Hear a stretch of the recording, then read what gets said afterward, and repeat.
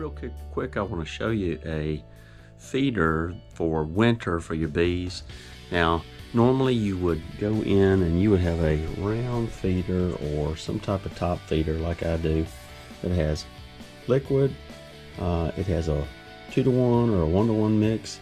What I did was I created a homemade candy kind of mix that I took from different recipes I've seen on the internet.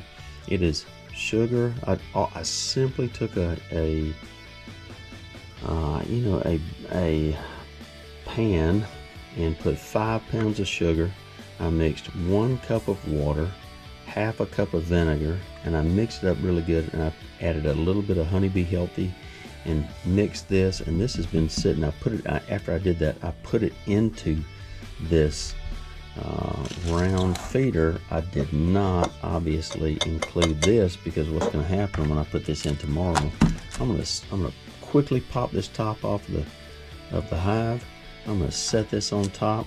There's no liquid in here. This is as hard as woodpecker lips. I mean, it is hard, and they are going to come up through here. They're going to eat this this candy board, homemade candy board, and should be great. So I'll put this in the hive tomorrow, but I wanted to show you this. It's very easy to make. Next time I'll make a video on actually how to make it, but wanted to show you that real quick. I will tell you, I also made a much larger candy board, and I covered it with tinfoil. Just covered it, put it in the freezer after it dried.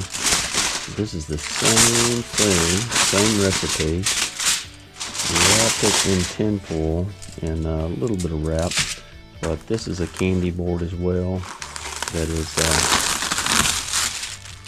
you can see, wow, this is literally 8 to 10 pounds of sugar that after we see how a small one does, I will load this one on, and it should feed them for a couple of weeks on top of a top feeder, and we'll just let the bees come up and get it.